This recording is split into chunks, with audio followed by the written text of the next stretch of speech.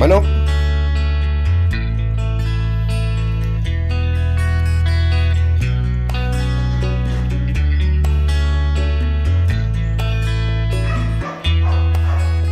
Nilagyan natin ng tanglad o lemongrass, bawang, sibuyas. Halo-haloan natin mga ka-vlogs. Luya, importante luya dyan mga ka-vlogs. Pag gata kasi, kailangan may luya at tanglad. Palagyan natin ng dalawang sili muna mga ka-vlogs. Pero mamaya, ilalagyan natin yung isang truck na sili. Lagyan natin ng gata. Ayun na. Yan ang magpapasarap. So, yun. Kumukulo na siya, mga ka-vlogs. Malapit na to.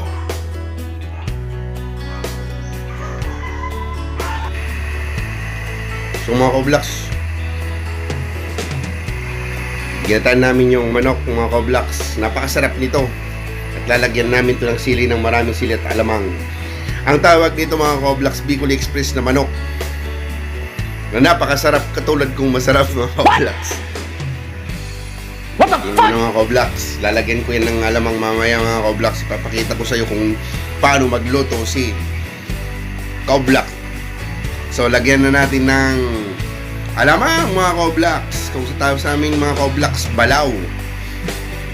Sa Bicol, sa Iriga City mga ka-vlogs, balaw.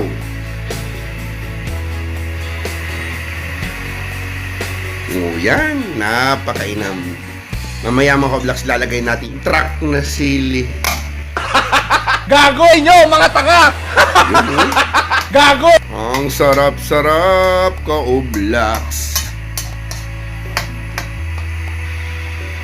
So, mga ka-vlogs, kung hindi ka pa nakapag-subscribe sa channel ko, don't forget to subscribe Edmar TV, and then my page Edmar TV mga ka-vlogs, para isa ka na rin sa mga gwapo at matatalinong ka-vlogs.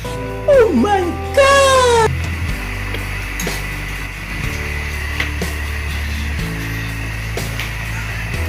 So, pasarapin natin itong mga ka-vlogs. Yan o.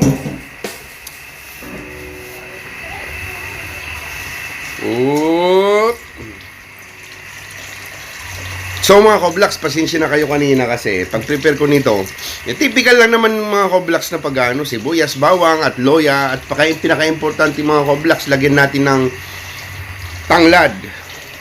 Yun ang kasi yung amoy nun mga ka-vlogs at yung lasa nun. Napakasarap. At saka maraming benefits yan mga ka-vlogs sa katawan natin.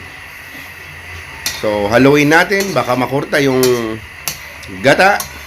Halo-haloin. Ayan o. Yun o. Kanina kasi, wala naman akong balak i-video to. Kaso lang mga ka-vlogs, nakalimutan ko lang. Sayang naman pala. Gumagawa tayo ng content. Pwede na rin itong i-content mga ka-vlogs. Diba? So, shout out dyan sa mga ka-vlogs dyan sa Bicol. Especially mga ka-vlogs yung Wickes Game Farm. Mga tao dyan, mga ka-vlogs, linis-linis din pag may time.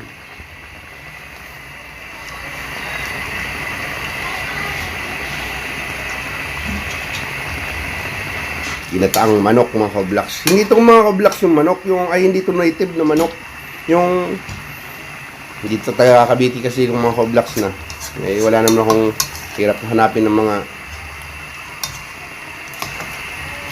manok dito na natural.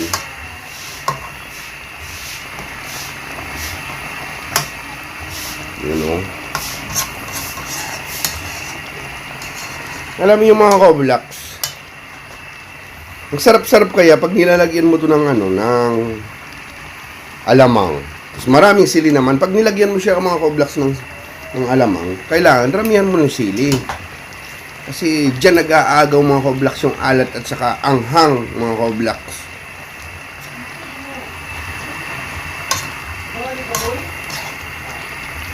Kung may libas nga lang tayo mga ka-vlogs, lalagyan natin to kaso wala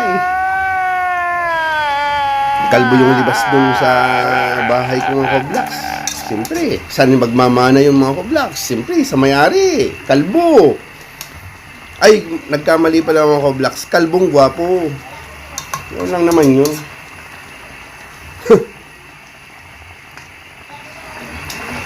O yun mga koblaks, pwede na ata natin ilagay yung pinahinaan ko yung apoy kasi baka masunog.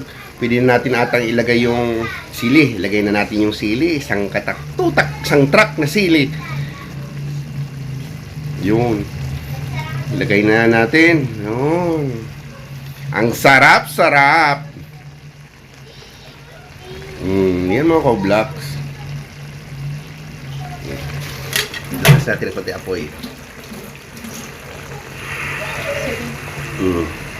So, haluin natin mga koblaks. Huwag lang natin masyadong pakalutuin yung sili kasi pag naluto yung sili kasi ayaw ko nang masyadong luto eh. Gusto ko medyo hilaw-hilaw pa siya.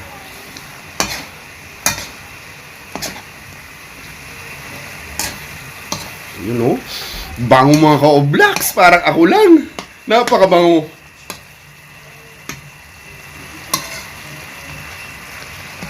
Oh, ayan na.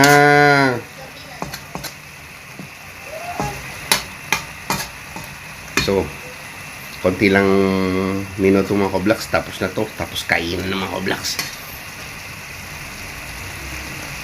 Sarap! Ayan oh.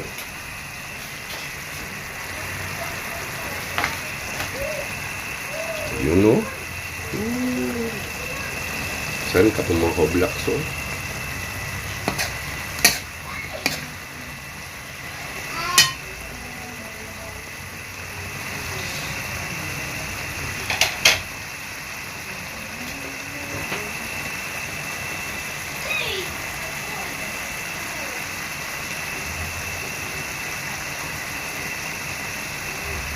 So, adios mga koblaks. Okay na to, patayin na natin mga koblaks. So, thank you for watching mga koblaks. See you in next vlog. Kung bago ka sa channel ko, don't forget to subscribe, support my channel and FB page, Edmar TV. Thank you mga koblaks. See you in next vlog. Bye-bye!